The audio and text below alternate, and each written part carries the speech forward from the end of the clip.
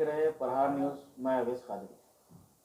हम औरंगाबाद शहर से बात कर रहे हैं। में इस मामले की सच्चाई को लेकर यहाँ पे जो हालात ख़राब हुए हैं, जैसे आप लोग जानते हैं किराड़पुरा राम मंदिर को लेके, तो इसकी सच्चाई क्या है, इसके पीछे क्या था और ये किसकी चाल थी या कोई पॉलिटिकल स्टंट था, क्या वाकई ये घटना एक एक्सीडेंटल है, आखिर है क्या ये? सोचने वाली बात है कि 2 जानें चली गई और हम लोग खामोश हैं। इसी को लेकर एसडीपीआई के महाराष्ट्र प्रेसिडेंट औरंगाबाद शहर की बॉडी, इनके शिष्टमंडल ने जिला कलेक्टर को एक निवेदन दिया है। तो हम जानते हैं कि आखिर कलीम साहब ने जो ये निवेदन दिया है तो उनके अंदर क्या बात हुई और आगे इसके लिए वो कहा तक कि लोकशाही मार्ग से काम करने वाले। तो कलीम सर, ये जो आपने जो तफसीली बता दिया है कि आपको कैसा मालूम पड़ा? जी, सबसे पहले शुक्रिया है, जज़ाकल्लाह आपका, क्योंकि ये जो मुद्दा है ये मुद्दा बहुत अहम है और मैं ये समझता हूँ कि इसके पीछे को जो कॉन्स्पिरेसी, जो षड्यंत्र हुआ है, इसको बेनकाब करना बहुत ज़रूरी है।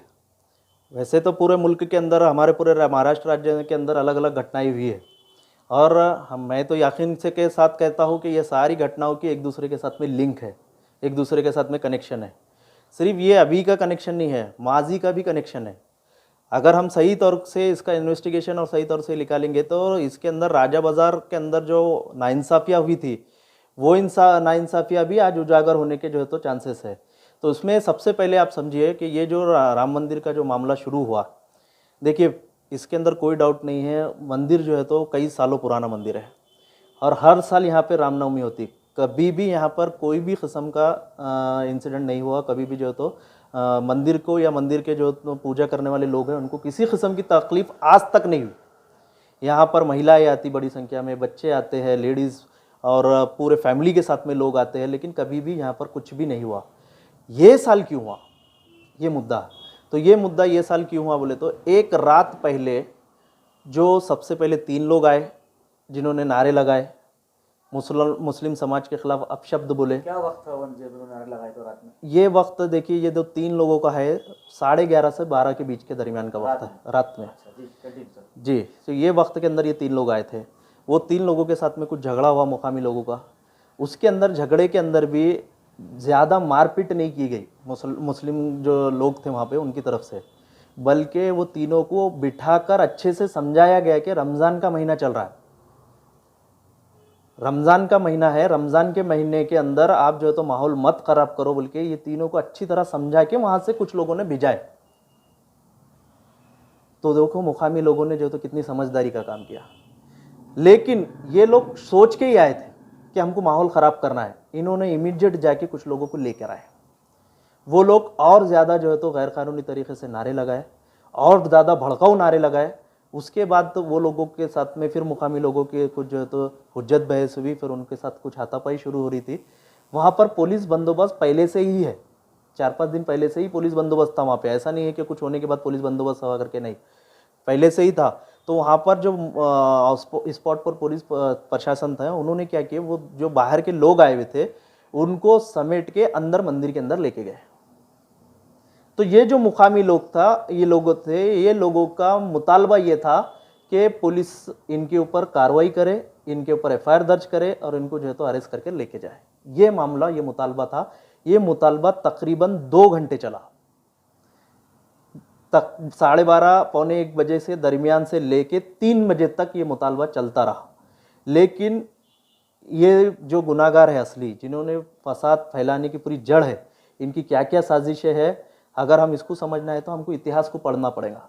तो इतिहास को अगर हम पढ़ेंगे तो ये सारी पत्ते जो है तो खुलते जाएंगे। और अभी बहुत अच्छा एक जो है तो चीज़ हमको मालूम पड़ा कि सकल हिंदू समाज के नाम से जो समिति, जो गैर कानूनी मोर्चा निकाला गया था, जिसमें बहुत ज़्यादा भड़काऊ भाषण करे थे, वो लोगों ने आज जो है तो प्रेस कॉन्फ्रेंस किए और ये दावा कर रहे हैं कि वहाँ पर एक भी हिंदू नहीं था करके। क्यों है ये आज दावा आया इनका? आज 4 से 5 दिन हो गया इंसिडेंट को। आज ये दावा क्यों? क्योंकि एक ऑफिशियली, क्योंकि हम मालूम है सकल हिंदू समाज के अंदर जो बैठे हुए लोग हैं, ये सत्ता के अंदर, पावर के अंदर बैठने वाले लोग हैं। इनके पास में पावर है, इनके पास में प्रशासन के अंदर इनका असर रसूख है। प्रशासन इनके सामने झुकता है, ये हमको मालूम है। तो ये जो लोग हैं आज प्रेस कॉन्फ्रेंस करके ये कहते हैं कि यहाँ पे एक भी हिंदू नहीं आया था, मतलब ये है कि उन्होंने पहले प्रशासन से कंफर्मेशन किया कि आपने पूरे एविडेंस खत्म कर दिए हैं क्या। मतलब कहीं ना कहीं आपको ये लगता है कि ये हकीकत को ढांकने का काम किया जा रहा है? पूरी तरह से एक बड़ी कॉन्स्पिरेसी थी। मैं तो ये कहूँगा आगे चल के, ये जांच का विषय है, लेकिन इसको आप समझना चाहिए कि देखिए गोधरा के अंदर जो इंसिडेंट हुआ था, ट्रेन जो जलाया गया था गोधरा के अंदर, उसके बाद गुजरात में बहुत बड़ा दंगा हुआ था। तो बहुत सारे रिपोर्ट है, अनगिनत रिपोर्ट है। अभी बीबीसी का भी जो रिपोर्ट आया है, वो रिपोर्ट को भी देखने के बाद हमको मालूम है उसके ऊपर भी बीजेपी और उनकी विचारधारा वाले लोग कैसा उसको दबाने की कोशिश कर रहे हैं। ऐसे रिपोर्ट आया है कि ट्रेन जो है तो अंदर से जलाई गई बोल के ऐसी रिपोर्ट्स है। तो यही बीजेपी, बजरंग दल, आरएसएस और इनकी विचारधाराओं का लोगों का तरीक़ेकार रहता है। करते ये है, नाम डालते हैं मुसलमानों का और उसके ऊपर इलेक्शन की और अपनी जो है तो पॉलिटिकल रोटियां सेकते हैं लोग। देखिए क्या हो रहा है कि हर साल इलेक्शन के बाद जैसे 2019 में दंगा हुआ, जान चली गई, आज दंगा हुआ, जान चली गई, ये आखिर कोई तजुर्बा तो नहीं चल रहा है किसी किस्म का? सब ये औरंगाबाद को लेकर तो यकीनी तौर पर एक तजुर्बा है।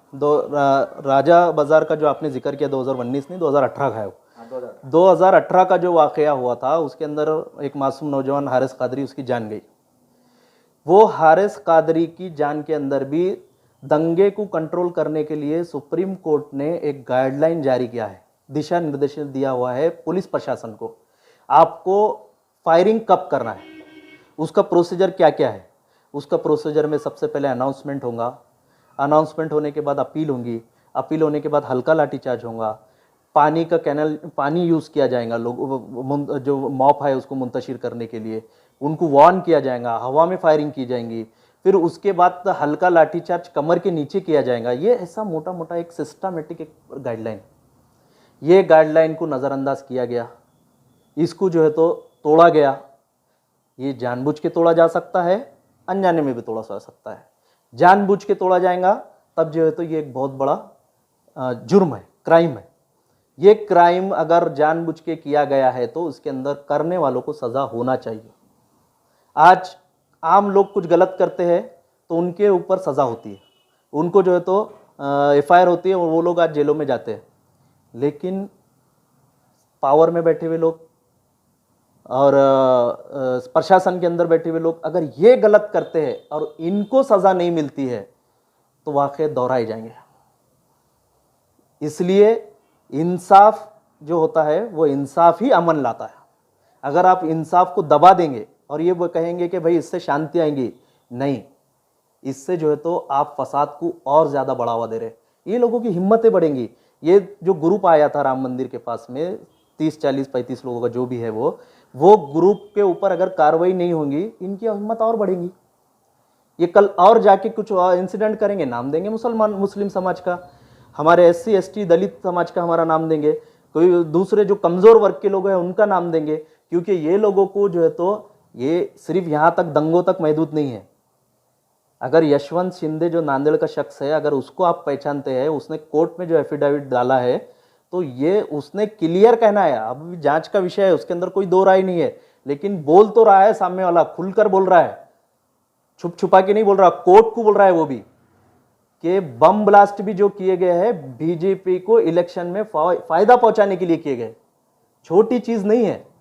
तो इनके जहन को समझिए आप, इनके दिमागों को समझिए आप कि ये जो लोग हैं कितने बड़े देश के साथ गद्दार लोग हैं, ये जनता के साथ कितनी बड़ी गद्दारी करते हैं ये लोग जो है तो किस हद तक गिर सकते हैं, इसको समझिए। मैं दावे के साथ कहता हूं पूरे देश के अंदर, हमारे शहर के अंदर भी, हमारी रियासत के अंदर भी मुस्लिम समाज जितना ईमानदारी है, मुस्लिम समाज के अंदर समाज को जो है तो लॉ एंड ऑर्डर मेंटेन करने के लिए, यहाँ पर अमन और अमान को कायम करने के लिए जितना मुस्लिम समाज ईमानदार है, मैं बड़े अफसोस के साथ कहता हूं कि ऐसा आज कोई दूसरा समाज दिखाई नहीं देता। अभी जो पुलिस की धरपकड़ चालू है, इसके अंदर कई सारे उनके खानदान के वीडियोस भी आए कि हमारा बच्चा बॉम्बे में था, फला था, फिर आखिर ये जो पुलिस उठा के ले जा रही है, इसके लिए HDPI क्या करने वाली है? देखिए, ये निर्दोष जो बेकसूर लोगों को हरासमेंट करने का ये तरीका बहुत पुराना है, ये कोई नया नहीं है। इसका एक मकसद रहता है, एक इंटेंशन रहता है। एक इंटेंशन ये रहता पूरी कम्युनिटी को जो है तो डर और खौफ के अंदर डालना, ये मकसद रहता कि गलत हुआ, मिसाल के तौर पर अभी गलत हुआ है मुनीर साहब के साथ में, उनको गोली लगने के बाद जैसे उनका इंतकाल हुआ, तो ये गलत के ऊपर कोई सवाल नहीं उठाना, इसलिए जो है तो बेकसूरी को लाकर आपके अंदर जो है तो हरासमेंट और तकलीफ डाली जाती कि आपने जो है तो असल मुद्दा भूल जाना। वो गेट के अंदर मरे थे और सुनने में आया कि एफआईआर के उन्हीं के भाई का नाम आ गया कि उन्होंने दंगा कराया। उनके भाई का नाम नहीं, मुनीर साहब जिनका इंतकाल हुआ उनका ही नाम है एफआईआर में। अब आप समझिए, जिनकी जान गई है, जो घर के अंदर गेट के अंदर बैठे हुए हैं, वो जो विक्टिम है, वो विक्टिम जो है तो प्रशासन के एफआईआर के अंदर कल्प्रिट है। तो ये जो नाइंसाफी है, इसके ऊपर आपने सवाल नहीं उठाना। इस पे आपने अभी वो जो बच्चा है समीर खान की मौत कैसे हुई, हादसा हुआ बोल के आपने डिक्लेयर किया, एक्सीडेंट हुआ करके। कैसा एक्सीडेंट हुआ, कौन सा एक्सीडेंट हुआ, कौन सी गाड़ी से जाके भिड़ा हो, कौन सी जो तो एक गाड़ी के जरिए एक्सीडेंट हुआ, उसका क्या हुआ, डिटेल आप सवाल पूछ। ये सवालात आपके जहन में आना नहीं है, इसलिए वहां के जो लोग हैं इनको हरासमेंट करो, बेकसूरों को पकड़ो, ताकि ये छुड़ाने में, निकालने में, केस में, इसमें जो चर्चा करते रहेंगे, असल मुद्दों पर चर्चा नहीं करेंगे, यही उद्देश्य है। इसलिए ये जो हरासमेंट वाला जो मामला आ रहा है, ये हरासमेंट के अंदर हमको आपस में चर्चा करके इसको उठा रहे उसको उठा रहे ऐसा करके अपने अंदर खौफ फैलाने की जरूरत नहीं है। अभी जो टाइम है वो टाइम के अंदर हमारे मजलूम लोगों के अंदर हिम्मत देने का टाइम है, इनके अंदर हौसला देने का टाइम है, जुल्म के खिलाफ खड़े होने के लिए इनको तैयार करने का टाइम है। ये टाइम के अंदर अगर अभी देखिए, हम जो है तो वो मुनीर साहब के घर वालों से मुलाकात करने के अंदर वो घर वाले बोले कि वो जब गोली लग के गिरे नीचे, फैज कॉम्प्लेक्स के बहुत सारे लोग वहाँ पे खड़े हुए थे, कोई भी उनकी मदद करने को नहीं आया, सब लोग भाग गए।